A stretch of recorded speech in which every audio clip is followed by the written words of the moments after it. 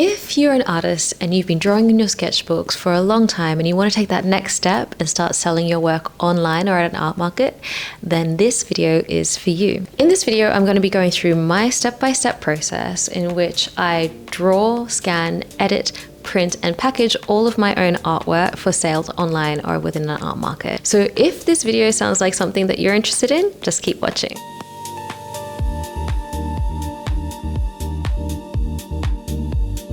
I'm going to be running through why I chose to print at home versus going with a print company, my equipment, and the key terms that it's going to be useful for you to know when going through this video.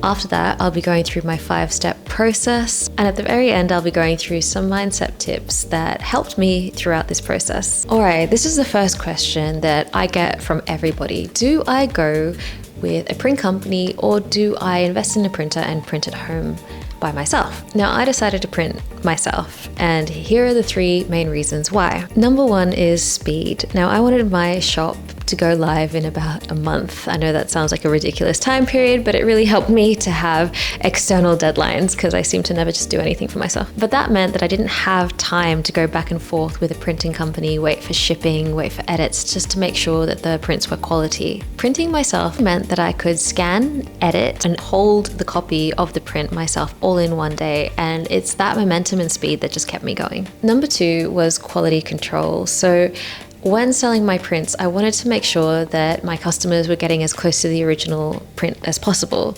So when you hold them side by side, you hopefully wouldn't be able to even tell the difference. So printing at home made sure that I could adjust any of the settings to make sure that the final print was as perfect as it could be. Number 3 is flexibility and less waste. Now, this one is a big one for me. Like, at this stage, 1 month out, I had no idea what designs would sell or what I would need to print or how many prints I would need of each of them. But buying a printer got the ball rolling. Printing myself made sure that I could start off small, avoid any stockpiling, and then print on demand depending on what orders came through. So there was really no wasted paper, no extra stocks, no boxes of unsold prints just sitting there waiting to be bought. I could just print exactly what I needed. So a quick note on the equipment. I didn't buy the fanciest gear. I bought the things which removed the most friction and let me move fast. So here are the 4 things that I actually needed to create all of my prints. So I did a bit of research, and one of the things that was very obvious was that I needed to buy a scanner. Now, I do really delicate line work. Just taking a photo of something is not going to get the same quality as if you were doing it on the scanner. You're not going to get like the right proportions or the lighting, and trust me, I tried. And then I also needed a printer, so I just went, hey, can I have a printer and scanner in one? And the Epson EcoTank ET8550 was the one. For me, the wins were obvious. It had refillable ink, which means it was cheaper in the long run. It had a really large scanner bed, and that was enough for me to scan my A5 and A4 books. I will go into what A5 and A4 is in just a second as well. I printed all the way up to A3, which is the largest size that I sell, and so that didn't really limit me for the number of prints and the sizes that I could provide. It's also excellent at color reproduction. Now, I know I draw in black and white, but at this time I thought, hey, I also do digital prints, so I didn't want to box myself in. So the second thing that I use for editing is my iPad, and specifically the Procreate program. Now, I already had an iPad because during lockdown I really wanted to try digital drawing. I decided I would just use this to do my editing as well. So Procreate let me clean up the smudges and sharpen the lines. So if you don't have Procreate, then that's okay too. You can use other tools like Canva or Snapseed. Just go for the tools which you already have experience with, so you don't need to upskill. After I decided what kind of printer and scanner I needed, as well as how I would edit it, then choosing the paper and packaging materials came really easy. So the paper that I chose was textured off-white paper. I just liked how it turned out with my drawings. And the packaging, it was really important for me to have eco-friendly film, backing card, cardboard, mailers, etc. And because I was printing on demand and I didn't know how many I would sell, I didn't have to buy these in large batches. I could just get them off Amazon, which was really handy. Now, as promised, I will be going through the printmaking process. Now, these might not all be completely relevant to you. If you're a digital artist wanting to make prints, then fast forward to the editing phase. But if you're a traditional artist going with a print company, then step 1, drawing, scanning, and editing, is going to be really useful for you. Before we jump straight into this, I do want you to become familiar with some of the key terms within this video. So number one is the paper sizes. Now, I didn't know this, but there are 3 letters which refer to 3 different kinds of paper sizes given the ratio. There's A, which you might have heard within like offices, and those are the most common paper sizes that you will find. There's also B, which is a slightly larger cousin of A. They're less common, but are often used a lot within art. And the last one is for C, which is actually the envelope sizes, useful for packaging. When it comes to sizing, the smaller the number, the larger the paper, and the larger the number, the smaller the paper. So for example, A0 is the largest, and A1 is half the size of 0, A2 is half the size of A1, and so on and so forth. I offer 3 prints in A5, A4, and A3, if anybody's wondering, and that's just because of how easy it is to get the paper, as well as the sizes which are compatible with my printer. All right, moving on. The next thing that I want you to become familiar with is DPI, or dots per inch. This is really important to understand when it comes to scanning and printing. Dots per inch literally refers to the number of little tiny dots that you can fit within a square inch. Increasing the dots per inch basically leads to good looking prints. Now this also means that because you're recreating your art, you also need to scan at quite a high resolution. This is important because if you scan at a very high quality, then later on if you want to make large prints of your small drawings, then this will be possible. And the last thing I want you to be familiar with is pixels. Now, pixels I like to think of the digital version of a dot per inch.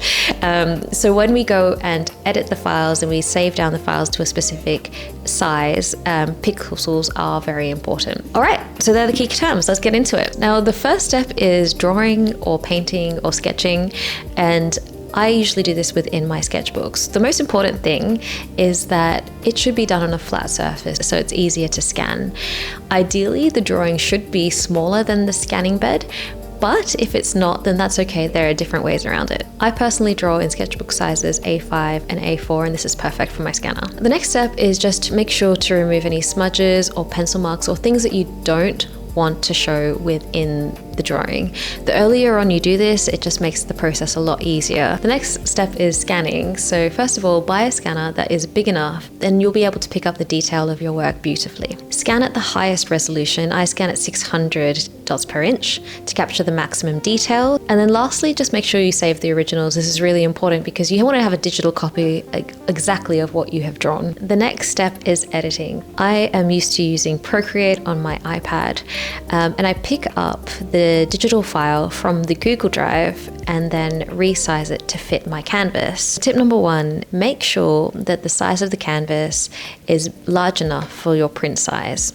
So for example, if my desired print size is A3, I look at the size, the number of inches within the A3 piece of paper, and multiply that by 300 to get total pixels. I like to keep the editing as close to the original as possible. Like I said, I want my customer to have almost the exact same thing as I drew.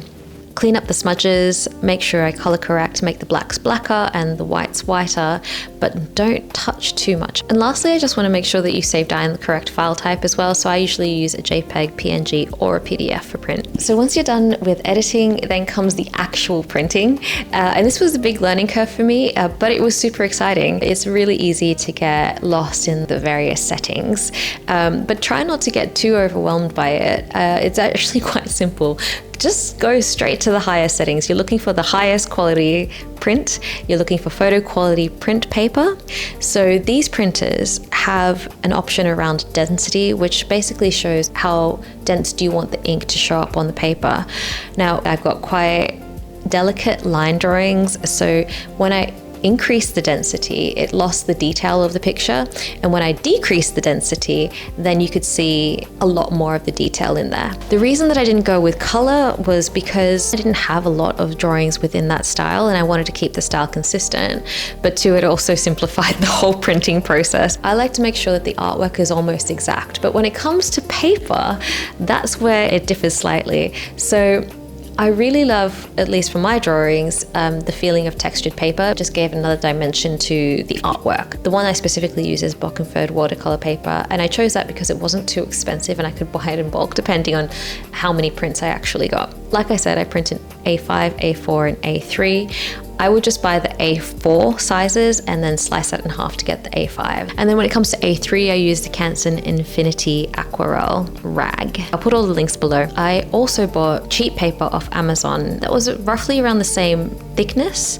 And the reason is that while I was figuring out how to use my printer, I didn't want to waste all of my good paper. And now you have your final print. Alright, so now we're up to packaging. I bought backing card, which is a stronger card that sits behind the prints just to make sure that they don't bend, as well as a plastic film. So I went for eco-plastic, which is biodegradable, and that I actually did have to buy on bulk online. It was difficult to get that off Amazon in smaller quantities. The other things are optional, but for me, it's kind of a nice touch. I bought tissue paper for, again, it makes it look pretty. Also gives an extra level of protection, as well as string. Lastly, if you're selling online, then you need to make sure that the print is going to get from your hands to your customer's hands without getting damaged. And the best way is by getting cardboard mailing envelopes. And this is where the C sizes come in, because a C5 is the perfect envelope for an A5 piece of art.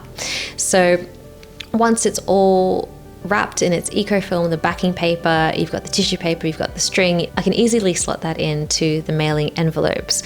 Now that only works for sizes A5 to A4. When somebody is ordering an A3 piece of artwork, if they're buying it directly from me at an art market, then they will have it flat. Same sort of thing, the backing card, but if you're mailing it, then that's when you have to start using the mailing tubes. So if you can roll up your piece of artwork and then wrap it up in tissue paper, stick it into the mailing tube, then it will get there safely. And that's it, that's the entire print process. Now, I want to drop these 3 mindset tips because I think it really helped me to have this when I was going through this process. So number 1 is challenge any blockers. A lot of the time when I was trying to figure out how to set up an art stall, I would run into what I thought were blockers. So the first one being, I have no idea. Am I going to go print on demand or if I'm going to do it myself? It's easy to freeze there, but I like to play a game with myself. Where it's find the solution, not the problem.